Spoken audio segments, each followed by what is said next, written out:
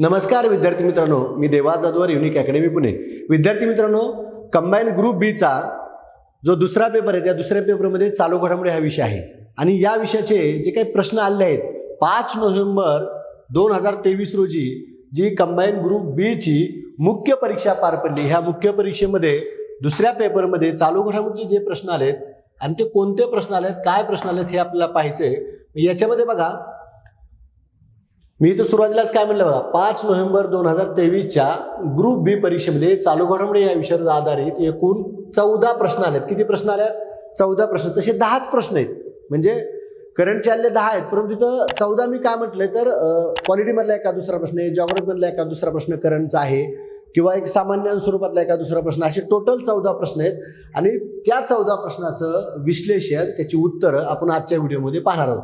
मग 5 November 2023च्या group बीच्या paper 2 मध्ये जे काही करंटचे प्रश्न आल्यात, कोणते प्रश्न, ती बातमी कधी घडली होती आणि ते कोणत्या क्षेत्रातील. आता हा चार्ट खूप महत्वाचा आहे. हा चार्ट खूप महत्वाचा आहे यासाठी म्हटलंय मी, येणारी जी काही डिसेंबरमधली गट क ची परीक्षा आहे किंवा डिपार्टमेंटल PSI ची परीक्षा आहे किंवा भविष्यातल्या 2024 मधल्या परीक्षा आहेत, त्याच्यावरून एक लक्षात येईल की परीक्षेच्या आधीच्या किती दिवसाच्या घटना विचारल्या जातात. बघा, आता मानवाधिकार लघु चित्रपट पुरस्कार विचारलाय. ही घटना कधीची? मे 2023 ची. पुरस्कारावर आधारित हा प्रश्न. क्षेत्र कुठल्या पुरस्कारावर? राष्ट्रीय जल पुरस्कार विचारलाय 5 नोव्हेंबरच्या परीक्षेत. ही घटना कधीची? मार्च 2022 ची. हा पुरस्कारावर आधारित प्रश्न आहे. आणि हा जी 22 ची म्हणली तर 23 ची पण घटना आहे, परंतु राष्ट्रीय जल पुरस्कार जो विचारलाय तो इथं तिसरा विचारलाय. आणि 23 मध्ये जो जाहीर करण्यात आला, समजा 23 ला जो काही राष्ट्रीय जल पुरस्कार दिलाय तो 4थ्या क्रमांकाचा दिलेला आहे, परंतु परीक्षेत विचारलाय 3ऱ्या क्रमांकाचा, त्याच्यामुळे ती मार्च 2022 ची. नंतर बिपरजॉय चक्रीवादळाचा जून 2023 मधील भौगोलिक घडामोडी आधारित आहे. उंच रेल्वे पूल ऑगस्ट 2022 मध्ये याचं उद्घाटन झालं, राष्ट्रीय घडामोडी आधारित आहे. राज्य आणि स्थापना वर्षे, मी यापूर्वी सुद्धा मंथली करंट अफेअर्सच्या सिरीजच्या लेक्चरमध्ये तुम्हाला सांगितलं होतं की MPSC राज्य आणि त्याची स्थापना वर्षे, चढता उतरता क्रम दत्तक घेतल्यासारखा प्रश्न विचारते, तर तो यावेळेस सुद्धा विचारलेला आहे. राज्य स्थापना वर्षी आता ह्याचं विशिष्ट असं कुठला महिना नाही, आणि ते वर्ष आहेत, ते वर्ष आपल्याला माहिती असणं गरजेचं आहे. राष्ट्रीय घडामोडीवर आधारित प्रश्न आहे. KFON प्रकल्प जून 2023च्या संदर्भातली घटना आहे, राष्ट्रीय घडामोडीची. GSI महासंचालक जून 2023 ची, राष्ट्रीय घडामोडीवर आधारित हा प्रश्न आहे. म्हणजे याच्यावर एक तुमच्या लक्षात येईल की ती बातमी कधी आली होती आणि आपल्याला किती महिने आधीच्या घटना विचारल्यात. काही प्रश्न लेटेस्ट आहेत, काही प्रश्न 22 चे आहेत, काही प्रश्न 23 चे, हे यावरून तुमच्या लक्षात येईल. त्यानंतर MSRTC ची महिला चालक या संदर्भातला प्रश्न विचारला, जून 2023 ची घटना आहे, प्रादेशिक घडामोडी. तत्पूर्वी विधान परिषद बरखास्तीचा प्रश्न आहे, राष्ट्रीय घडामोडी कोणत्या ठिकाणची विधान परिषद बरखास्त करण्यात आली, असा प्रश्न आहे. आता हा प्रश्न विचारण्यामागचं कारण, आता काही विशिष्ट महिन्यातली घटना नाही. पश्चिम बंगालच्या मुख्यमंत्री ममता बॅनर्जींना आमच्या स्टेटमध्ये, म्हणजे त्यांच्या विधानसभेमध्ये परत त्यांच्या पश्चिम बंगाल राज्यामध्ये विधान परिषद स्थापन करावी असा ठराव त्यांनी विधानसभेत पारित केला आणि अंतिम मंजुरीसाठी तो संसदेकडे पाठवलाय. संसदेने अद्याप त्यास मान्यता दिलेली नाही. त्यामुळे परत हा एक प्रश्न विचारला. युक्रेन धरण जून 2023 आंतरराष्ट्रीय घडामोडीवर आधारित प्रश्न आहे. युक्रेनचं जे धरण क्षेपणास्त्राच्या माध्यमातून फोडण्यात आलं त्या संदर्भातला हा प्रश्न आहे. चांद्रयान 3च्या मोहिमेवर प्रश्न विचारला, ऑगस्ट 2023 व जुलै 2023च्या संदर्भातली घटना, विज्ञान तंत्रज्ञान घडामोडीवर आधारित. लीड्स अहवाल विचारलाय 2022चा आहे तो, आर्थिक घडामोडीवर आधारित प्रश्न आहे. CIPच्या संदर्भातला प्रश्न, डिसेंबर 2022 ची घटना, आर्थिक घडामोडीवर आधारित प्रश्न आहे. आणि नवीन शैक्षणिक धोरण अनलिटिकल स्वरूपाचा हा प्रश्न आहे, 2020चा शैक्षणिक घडामोडीवर आधारित हा प्रश्न आहे. म्हणजे हा चार्ट अतिशय महत्वाचा आहे, व्यवस्थित तुम्ही अभ्यास करा. पुरस्कारावर 2 प्रश्न आहेत. बघा, पुरस्कारावर 2 प्रश्न आहेत. भौगोलिक घडामोडी 1 प्रश्न आहे. राष्ट्रीय घडामोडी 1, 2, 3, 4, त्यानंतर इथं 5, म्हणजे राष्ट्रीय घडामोडीवर 5 प्रश्न झाले. प्रादेशिक घडामोडीवर 1 प्रश्न विचारलाय. आंतरराष्ट्रीय घडामोडीवर 1 प्रश्न विचारलाय. विज्ञान घडामोडीवर 1 प्रश्न विचारलाय. आर्थिक घडामोडीवर 2 प्रश्न विचारल्यात आणि शैक्षणिक घडामोडीवर 1 प्रश्न विचारलाय. आणि त्या बातम्या कधी आल्या होत्या, त्या न्यूजमध्ये कधी आल्या होत्या, याचा पूर्ण चार्ट दिलेला आहे. बघा, आता आपण प्रत्यक्षात प्रश्न पाहू, त्याचं स्पष्टीकरण पाहू, कशा पद्धतीने काय. जरी हे प्रश्न रिपीट नाही झाले तरी या प्रश्नाच्या माध्यमातून आपला कशा आणि कोणत्या प्रकारचे प्रश्न विचारले जाऊ शकतात याचा अंदाज येऊ शकतो. आणि विशेष म्हणजे समजा हा इथं जोड्या स्वरूपात प्रश्न विचारलाय, नंतर तुम्हाला चिरबोकचे डायरेक्टर कोण आहेत, तो कोणत्या भाषेतला चित्रपट आहे, असा जर प्रश्न आला म्हणजे हा जरी रिपीट नाही झाला तर त्या विषयाशी संदर्भातला इतर डाटावरचा प्रश्न रिपीट होऊ शकतो. म्हणून PYQ बघणं गरजेचं आहे. आणि मी पूर्वी सांगितलं तुम्हाला पास होण्यामध्ये सगळ्यात महत्त्वाची भूमिका बजावणारा पहिला अभ्यासाचा पाया म्हणजे PYQ असतो आणि शेवटचा म्हणजे MCQ असतो. बरोबर आहे. PYQ म्हणजे झालेले पेपर, MCQ म्हणजे आपण सराव पेपर म्हणतो. म्हणून PYQ आधी महत्त्वाचे आहेत. बघा इथे काय म्हणले, मानवाधिकार आयोजित लघु चित्रपट स्पर्धा जोड्या लावा म्हणले. चिरबोक इनबल्ड, त्याला सक्षम देखील म्हटलेलं आहे, आचम थावीर, आणि याचं उत्तर काय झाले 3 दिलेलं आहे. आता यात बघा 3 म्हणल्यावर या ठिकाणी एक लक्षात घ्या, अचं 2 चिरबोक काय, जाती आणि व्यवसायाच्या आधारावर होणाऱ्या भेदभावाला उजागर करणे हा एक मुद्दा. बचं काय म्हणलंय बघा 3 म्हणलेलं आहे, इनबिल्ड दिव्यांजनाबद्दल, समाजाची मानसिकता बदलली दिव्यांग लोकांबद्दलची. आणि त्यानंतर याचं 1 नंबर, कचं 1 नंबर, आचम थावीर यौन उत्पीडनाच्या संदर्भात विद्यार्थिनीमध्ये जागरूकता निर्माण करणे, याचे 3 नंबर उत्तर आहे. चिरबोक हे पोस्टर तुम्ही या ठिकाणी बघून घ्या. आता यात लक्षात घ्या, मग याचं अतिरिक्त स्पष्टीकरण काय आहे, जेणेकरून आपल्याला पुढल्या परीक्षेला जर वेगळं याच घटनेवर आधारित वेगळ्या डाटावर जर प्रश्न विचारला तर ते स्पष्टीकरण आपल्यासाठी महत्त्वाचं असतं किंवा तेच जास्त महत्त्वाचं फायदेशीर ठरणार आहे. मग आपण स्पष्टीकरण बघू. बघा लघु चित्रपटाच्या माध्यमातून मानवी हक्क संवर्धनाच्या सर्जनशील प्रयत्नांना प्रोत्साहन देण्यासाठी मानव अधिकार आयोगातर्फे मानवाधिकार आयोग लघुपट पुरस्कार दिला जातो. बघा लघुपट जो काय पुरस्कार आहे, मानवाधिकार आयोग लघुपट चित्रपट पुरस्कार दिला जातो. 2023चे कितवे वर्ष, 8वे वर्ष, म्हणजे 8 वर्षापासून हा पुरस्कार देण्यास सुरुवात झाली. मानवाधिकाराच्या संरक्षणाचा संदेश देणाऱ्या लघुपट स्पर्धेत राष्ट्रीय मानवाधिकार आयोगाने मराठी लघुपट पारितोषिकासाठी निवड केली. यामध्ये 3 पारितोषिक देण्यात आले. बघा इथे तर मराठी शब्द नाहीये. आयोगाने लघुपट पारितोषिकाची निवड केली आहे. यामध्ये 3 पारितोषिक देण्यात आले. आता मग 3 पारितोषिक कोणते ते महत्वाचे आहेत. मग हे 3 सुद्धा जोड्यात घेण्यामागचं काय, तिथं जुळवामध्ये विचारलं. आता आपल्याला काय विचारलं जाईल बघा. प्रथम पारितोषिक चिरबोक लघुपट हा मराठी चित्रपट दिग्दर्शक कोण आहेत, निलेश आंबेडकर दिग्दर्शक आहेत आणि स्वरूप त्याचं काय 2 लाख रुपये आहे. द्वितीय पारितोषिक इनेबल्ड लघुपट आसामी चित्रपट आहे, दिग्दर्शक कोण आहे, भवानी डोलोटाहू, स्वरूप 1.5 लाख रुपये आहे. तृतीय पारितोषिक आचम थावीर तमिळ चित्रपट, दिग्दर्शक टी कुमार, स्वरूप 1 लाख रुपये. मानवाधिकार आयोग अध्यक्ष अरुण मिश्रा आहेत. कोण आहेत अध्यक्ष, अरुण मिश्रा अध्यक्ष आहेत. आणि मानवाधिकार आयोगाचे सदस्य ज्ञानेश्वर मुळे आणि राजीव जैन. म्हणजे या ठिकाणी एक लक्षात घ्या, आता आपल्याला चिरबोकचे दिग्दर्शक विचारू शकतात, कुठल्या भाषेतले विचारू शकतात. इनेबलचे दिग्दर्शक विचारू शकतात, कुठल्या भाषेचे विचारू शकतात. आणि आचम थावीचे दिग्दर्शक विचारू शकतात आणि कुठल्या भाषेतला विचारू शकतात किंवा त्याचं स्वरूप विचारू शकतात.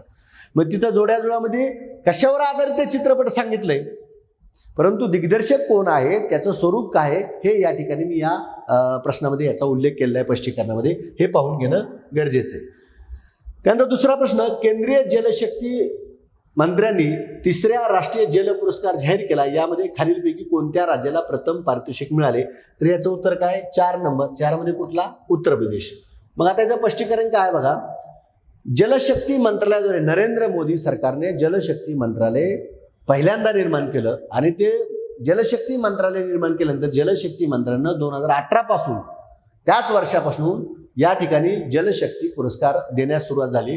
मग बघा या पुरस्काराचं नाव काय, राष्ट्रीय जल पुरस्कार. म्हणजे काय देण्यास सुरुवात झाली, राष्ट्रीय जल पुरस्कार देण्यास सुरुवात झाली.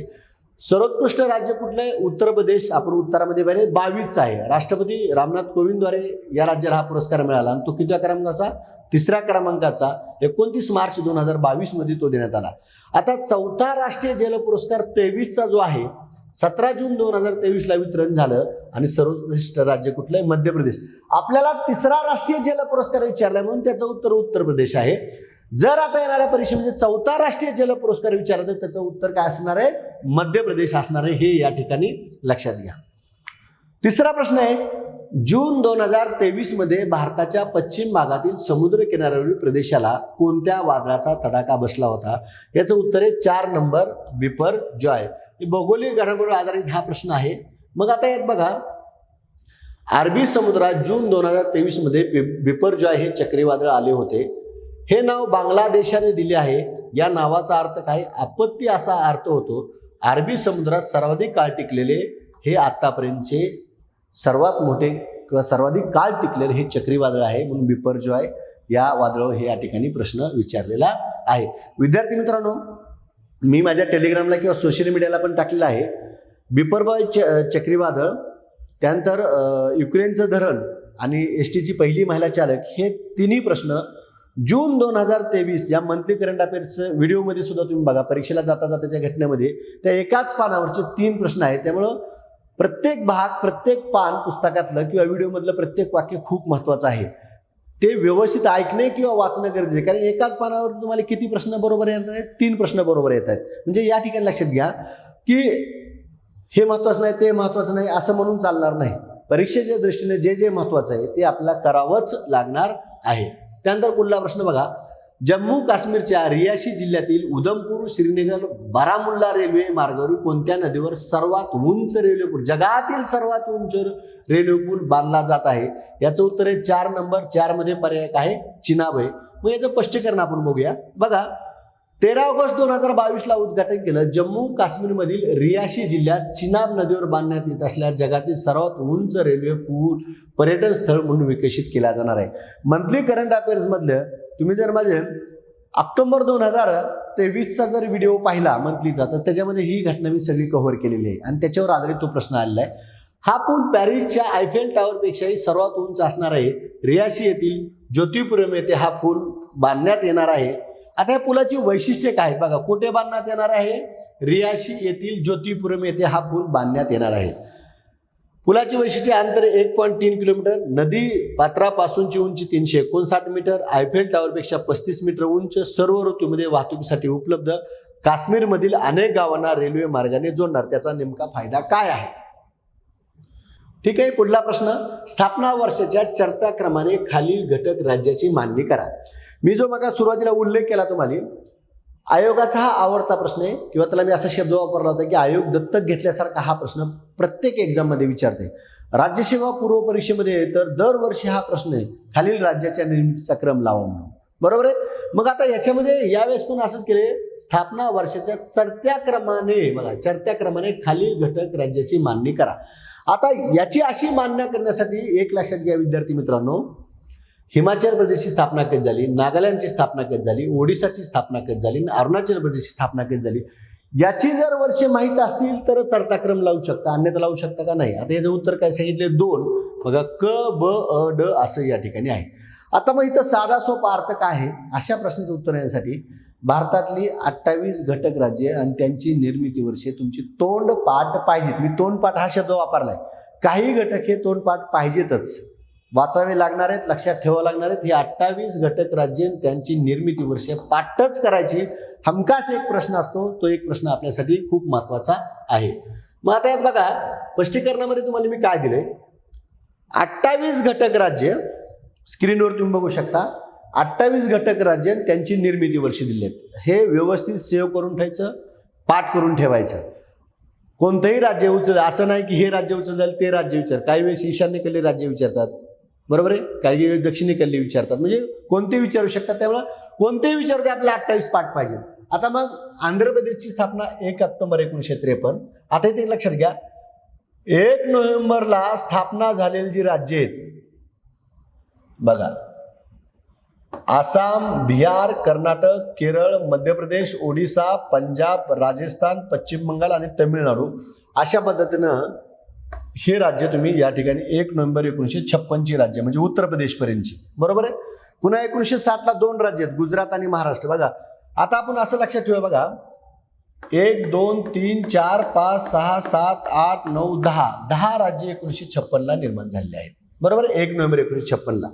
2 राज्य गुजरात आणि महाराष्ट्र 1960ला निर्माण झाले आहेत. म्हणजे जे त्या वर्षी निर्माण झाले ते तरी आपण असं त्याचं वर्गीकरण केलं तर ते आपल्याला जास्त लक्षात राहतील.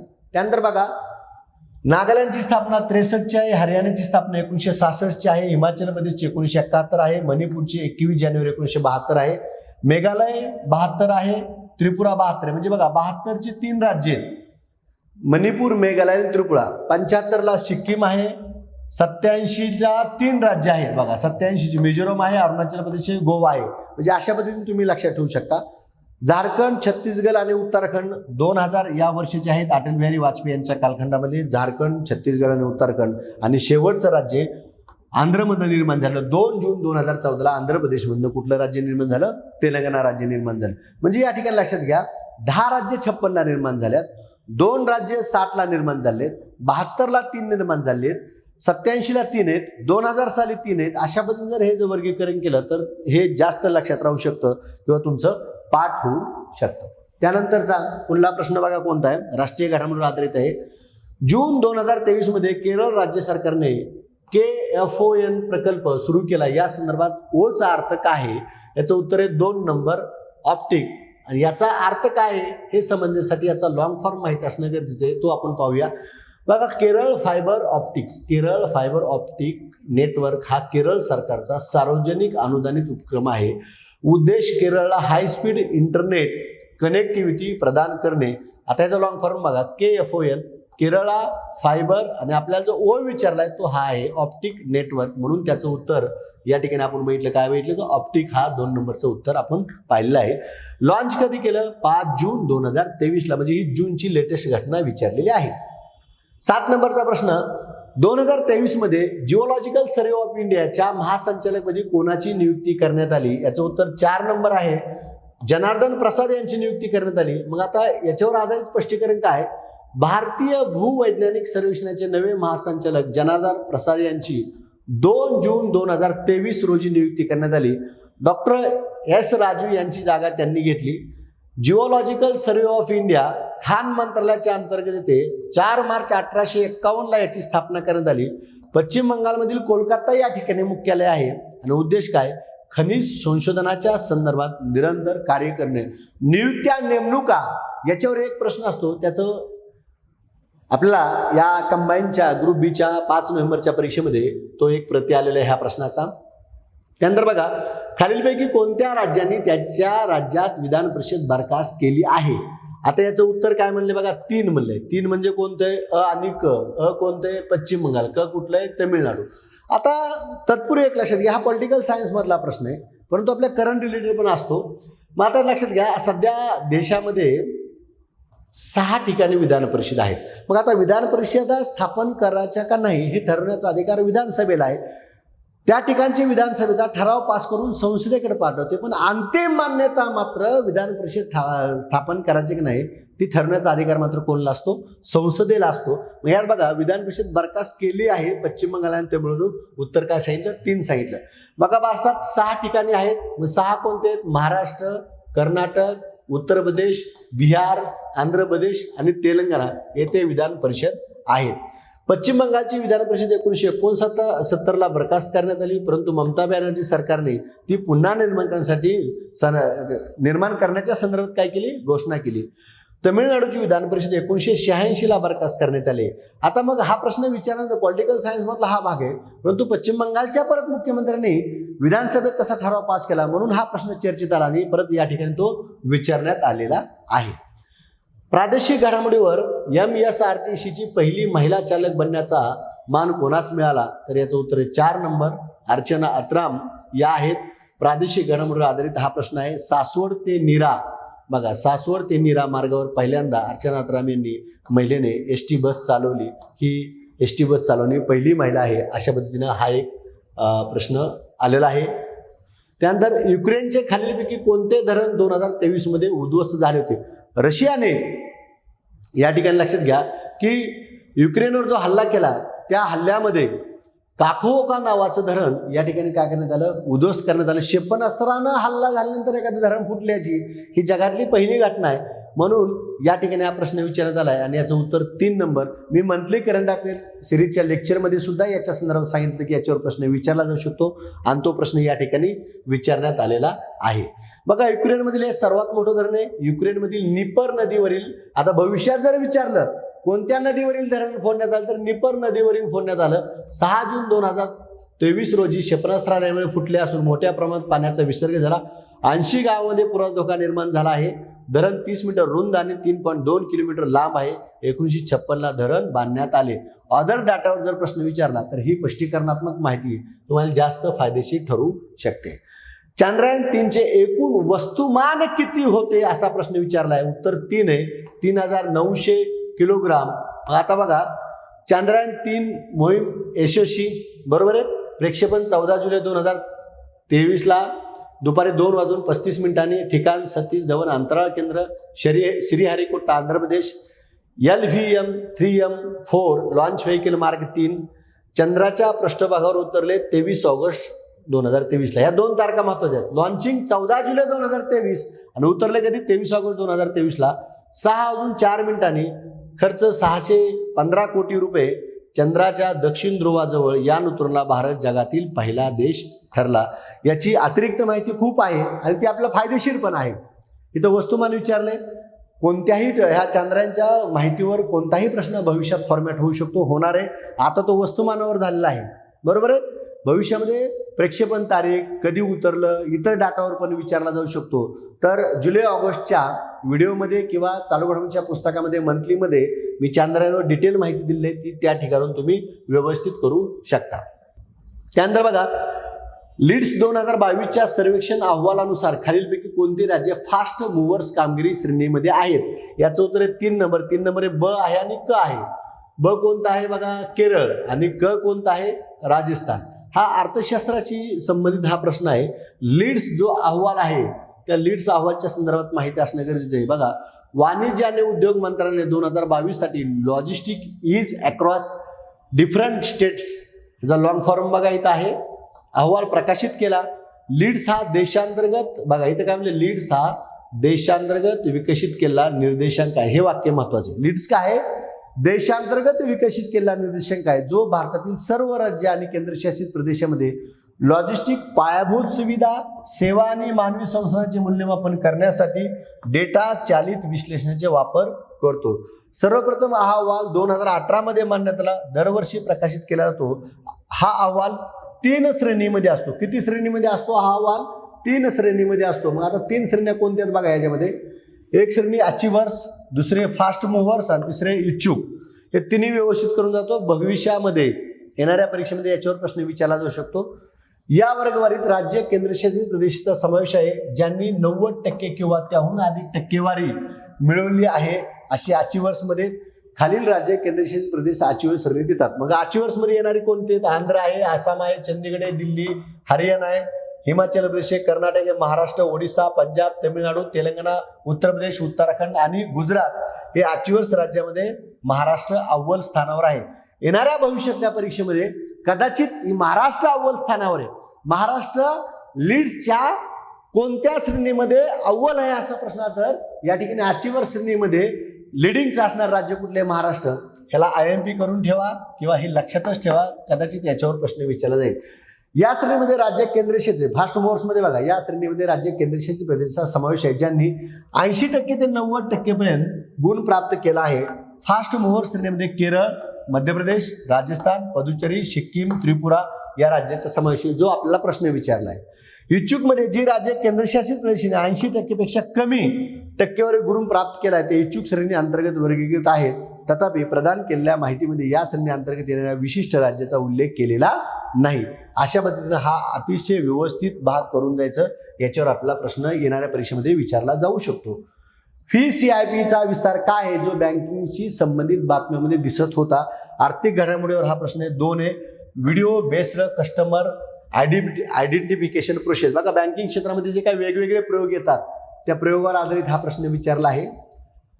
व्हिडिओ कस्टमर आयडेंटिफिकेशन प्रोसेस त्याचा लॉंग फॉर्म. FICCIP ही बँकेच्या अधिकृत अधिकाऱ्याद्वारे फेशियल रिकग्निशन म्हणजे चेहऱ्यानुसार, म्हणजे तंत्रज्ञानाच्या साह्याने चेहऱ्याची ओळख च्या साह्याने ग्राहकाची ओळख पटवण्याचा पर्यायी पद्धत आहे. या प्रक्रियेला RBIने मान्यता दिली आहे.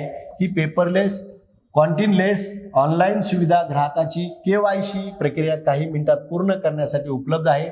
UIDAI कडून आधार OTP पडताळणी आणि NSDL कडून पॅन पडताळणी करून खाते डिजिटल पद्धतीने उघडले जाते. FICCIP प्रक्रियेत आपले KYC दस्तावेज आणि स्वाक्षरी बँकेच्या अधिकाऱ्याकडून व्हिडिओ कॉलद्वारे रिअल टाइम मध्ये पडताळले जातात. हे अद्ययावत आर्टिफिशियल इंटेलिजन्स चालित फेस मॅच तंत्रज्ञान आणि कागदपत्राचे रिअल टाइम ऑनलाईन सत्यापन वापरते यामध्ये डेटाची उच्च सत्यता आणि गोपनीयतेची उच्च मानके राखले जातात. आपल्याला बँकेच्या कोणत्याही शाखेत जाण्याची आवश्यकता नाही. हे महत्वाचं आहे. कुठल्याही शाखेत न जाता आपल्याला अकाउंट काढता येतं. आपली KYC प्रक्रिया आपल्या सोयीनुसार भारतातील कोणत्याही ठिकाणाहून पूर्ण केली जाऊ शकते. असा आगळा वेगळा प्रयोग करण्यात आल्यामुळं याच्यावर प्रश्न विचारलेला आहे. खालील विधाने लक्षात घ्या. बघा, नवीन शैक्षणिक धोरणावर आधारित हा प्रश्न आहे. आयोग आता याचे उत्तर देईल. या प्रश्नाच्या बाबतीत संदिग्ध आहे.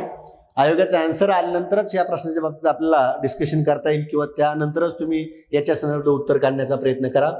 विद्यार्थी मित्रांनो, नवीन शैक्षणिक धोरण जे आलेलं आहे या नवीन शैक्षणिक धोरणानुसार जे काही शिक्षण क्षेत्रात बदल होणार आहेत त्या नवीन शैक्षणिक धोरणानुसार जे वेगवेगळे लेख वेगवेगळ्या रविवारच्या पूर्वीला वेगवेगळ्या मासिक यादीत असतात. ते लेख वाचल्यानंतर अशा अनलिटिकल प्रश्नाची तुम्ही उत्तर देऊ शकता. एखादा असा प्रश्न विचारला जातो, पैकीच्या पैकी तर आपल्याला करंटमध्ये मार्क मिळत नसतात किंवा कुठल्याच विषयात मिळत नाहीत. एका दुसरा असा प्रश्न विचारला जातो. एका दुसऱ्या अशा प्रश्नाचं जास्त टेन्शन घेण्याची आवश्यकता नाही. परंतु जे सोपे आहेत, जे आपल्या आवाक्यात आहेत, ते तरी प्रश्न आपल्याला माहीत असणं गरजेचं आहे. याच्यामुळे जेव्हा आन्सर की येईल आयोगाची त्याच वेळेस याचं आपल्याला उत्तर लक्षात येईल. त्यानंतर विद्यार्थी मित्रांनो बघा, युनिक अकॅडमीची कंबाईनची बॅच जी आहे ती 4 डिसेंबर 2023 पासून सुरू होती. सायंकाळी 4 ते 7 टायमिंग आहे. या बॅचच्या संदर्भात तुम्हाला जर अतिरिक्त माहिती पाहिजे असेल तर हा युनिक अकॅडमीचे जे ॲप आहे ते ॲप तुम्ही डाउनलोड करा किंवा इथं जो फोन नंबर दिलेला आहे त्या फोन नंबरवर कॉन्टॅक्ट करू शकता. या माध्यमातून जी कंबाईनची बॅच आहे त्या कंबाईनच्या बॅचच्या संदर्भात तुम्हाला सगळी माहिती मिळू शकते. विद्यार्थी मित्रांनो, जी आता आपल्या मार्केटला 66व्या क्रमांकाची माझी चालू घडामोडीची आवृत्ती, ज्यातनं तुम्हाला जी म्हणलं मी एकाच पानावरून 3 प्रश्न आलेत, तर ती आवृत्ती सध्या मार्केटला उपलब्ध आहे. इयरबुक जानेवारीच्या पहिल्या आठवड्यात येणार आहे. त्यामुळं या ठिकाणी एक लक्षात घ्या की बऱ्याच मुलांचे कॉल आहेत की सर आता इयरबुक कधी येईल किंवा पुढली आवृत्ती. आता पुढली आवृत्ती म्हणजे 67व्या क्रमांकाची आवृत्ती म्हणजे ती इयरबुक असेल आणि ती जानेवारीच्या पहिल्या आठवड्यात येणार आहे. तोपर्यंत 66वी आवृत्ती तुम्हाला जास्त फायदेशीर ठरणार आहे, ज्यामध्ये सप्टेंबरपर्यंतच्या घटना आहेत. म्हणजे ऑगस्टपर्यंतच्या सप्टेंबर, ऑक्टोबर, नोव्हेंबर, डिसेंबरचे जे व्हिडिओ आहेत येणारे, समजा ऑक्टोबर आणि नोव्हेंबरचं जे काही व्हिडिओ आहेत किंवा डिसेंबरचे जे येतील ते व्हिडिओ तुम्ही पाहून घ्या, जेणेकरून तुम्हाला त्या येणाऱ्या आगामी डिसेंबरमधल्या परीक्षेत तुम्हाला निश्चितच फायदा होऊ शकतो. परत दुसरं मी तुम्ही बघितलं असेल, जे टेलिग्रामला मला अटॅच आहेत त्यांना माहिती आहे, 400 प्रश्नाची चालू घडामोडीच्या 400 प्रश्नाची मी सराव प्रश्नाची, सगळ्यात महत्त्वाचं PYQ नाही तर चालू घडामोडीच्या 400 सराव प्रश्नाची स्पष्टीकरणाची फाईल मी व्हायरल केलेली आहे. PDF फाईल व्हायरल आहे. ही फाईल तुम्हाला मिळाली असेल, पण जे आज नव्यानंच व्हिडिओ पाहतात, ज्यांना ती माहीत नाही कुठे मिळवायची, त्यांच्यासाठी मी एक नंबर देतो. त्या WhatsApp क्रमांकावर तुम्ही हाय करायचं, निश्चितच ती PDF फाईल तुम्हाला मिळून जाईल. तो WhatsApp क्रमांक आहे 88 054 63 944. परत एकदा नंबर सांगतो, 88 054 63 944. या नंबरला तुम्ही हाय करा. हाय केल्यानंतर काही वेळामध्ये तुम्हाला ती फाईल मिळून जाईल. ज्यांना मिळाली त्यांचं ठीकच आहे, ज्यांना मिळालं नाही, जे आज नव्याने व्हिडिओ पाहतात त्यांनी अशा पद्धतीने हाय करून, या नंबरवर हाय करून तुम्ही ती PDF फाईल मिळवू शकता. धन्यवाद. या ठिकाणी आपण थांबूया. नमस्कार विद्यार्थी मित्र आणि मैत्रिणींनो, द युनिक अकॅडमीच्या या YouTube चॅनलमध्ये आपल्या सर्वांचं सहर्ष मनपूर्वक स्वागत. मित्रांनो, राज्यसेवा परीक्षा 2025 अर्थात आयोगाचा डिस्क्रिप्टिव्ह पॅटर्न, आणि या डिस्क्रिप्टिव्ह पॅटर्न नुसार तुम्ही जर तयारीला अजूनही सुरुवात केलेली नसेल तर this is a high time to start the preparation. होय मित्रांनो, याचं महत्त्वाचं कारण असं आहे की 2025 सालापासून जो डिस्क्रिप्टिव्ह पॅटर्न लागू असेल त्या तयारीसाठी त्यातली जी मुख्य परीक्षा आहे त्या मुख्य परीक्षेचं स्वरूप हे वर्णनात्मक किंवा लेखी किंवा दीर्घोत्तरी किंवा आपण त्याला पॉप्युलरली डिस्क्रिप्टिव्ह पॅटर्न असं म्हणतो. आणि मग या डिस्क्रिप्टिव्ह पॅटर्नला जर सामोरं जायचं असेल तर आपलं सखोल वाचन, त्या वाचनानंतर त्याच्यावरती उत्तरलेखन करणं, त्या उत्तरलेखन कौशल्यामध्ये विकास करणं, त्या संदर्भातले प्रश्न किंवा त्या संदर्भातली उत्तरं तपासून घेणं, तपासलेल्या उत्तरामध्ये ज्या सुधारणा असतील त्या सुधारणांनुसार आणखी पुन्हा नव्यानं उत्तरं लिहिणं, आणि दुसऱ्या बाजूला ऑल टुगेदर एका वैकल्पिक विषयाची तयारी करणं आणि त्याचं उत्तरलेखन करणं, या सर्व बाबींसाठी पुढचं 1 वर्ष हे तुम्हाला युटिलाइज करावं लागेल. आणि मग या सर्व बाबींचा विचार करून द युनिक अकॅडमी येत्या 1 डिसेंबर पासून 1 इयर इंटिग्रेटेड बॅच किंवा राज्यसेवा परीक्षा 1 वर्षाची बॅच ही सुरू करते, जी बॅच 1 डिसेंबर पासून सुरू होते. या बॅचची वेळ सकाळी 8 ते 10 ही असेल, आणि ही बॅच तुम्हाला ऑफलाईन तसंच ऑनलाईन आणि ऑनलाईन माध्यमांमध्ये तुम्हाला द युनिक अकॅडमीचं नवीन जे अत्याधुनिक अशा स्वरूपाचं ऍप जे अँड्रॉइड आणि iOS या प्लॅटफॉर्मवरती अवेलेबल आहे त्याच्यावरनं देखील तुम्ही हे लेक्चर्स अटेंड करू शकता. येत्या 1 डिसेंबर पासून ते 8 डिसेंबर पर्यंत या बॅचचे तुम्हाला डेमो लेक्चर्स अटेंड करता येतील. हे डेमो लेक्चर्स ऑफलाईन स्वरूपात पुण्यामध्ये 4था मजला गुरुकृपा कॉम्प्लेक्स, ज्ञानेश्वर पादुका चौक, शिवाजीनगर, पुणे या ठिकाणी तुम्ही अटेंड करू शकता. किंवा ऑनलाईन स्वरूपात जर तुम्हाला हे लेक्चर्स अटेंड करायचे असतील तर पहिल्या आठवड्यातले डेमो लेक्चर्स हे युट्यूब चॅनलवरती, याच युट्यूब चॅनलवरती आणि त्याचबरोबर द युनिक अकॅडमीच्या नवीन अँड्रॉइड आणि iOS ॲपवरती उपलब्ध असतील. आणि मग तुमचे जे काही प्रश्न असतील, तुमच्या ज्या काही शंका असतील, त्या प्रश्नांची किंवा शंकांची उत्तरं, त्यांचं निराकरण हे तुम्ही ऑफलाईन किंवा ऑनलाईन अशा दोन्ही माध्यमांमधून मिळवू शकता. 1 डिसेंबर ते 8 डिसेंबर रोजी चालणारे या बॅचचे डेमो लेक्चर्स जरूर रजिस्टर करा, ते अटेंड करा. तुमचे कसल्याही प्रकारचे जर प्रश्न असतील तर स्क्रीनवर दिलेला जो क्रमांक आहे विच इज 8929992091 या क्रमांकावरती आपण संपर्क साधू शकता. या व्हिडिओच्या डिस्क्रिप्शन बॉक्समध्ये अँड्रॉइड किंवा iOS ॲपच्या लिंक प्रोव्हाइड केलेल्या आहेत. सोबत अन्य वेगवेगळ्या स्वरूपाच्या लिंक्स तुम्हाला अवेलेबल आहेत. सो त्याचा जरूर वापर करा किंवा त्या लिंक्स यूज करा जेणेकरून ते ॲप तुम्ही इन्स्टॉल करू शकाल किंवा तुम्ही ऑफलाईन ते लेक्चर अटेंड करू शकाल. महाराष्ट्रातील सर्वोत्तम मार्गदर्शक आणि यशाची दैदिप्यमान परंपरा असलेल्या द युनिक अकॅडमीच्या MPSC 1 इयर इंटिग्रेटेड बॅचचे लेक्चर आजच रजिस्टर करा. Thank you so much. Take care, stay safe and all the best. Thank you.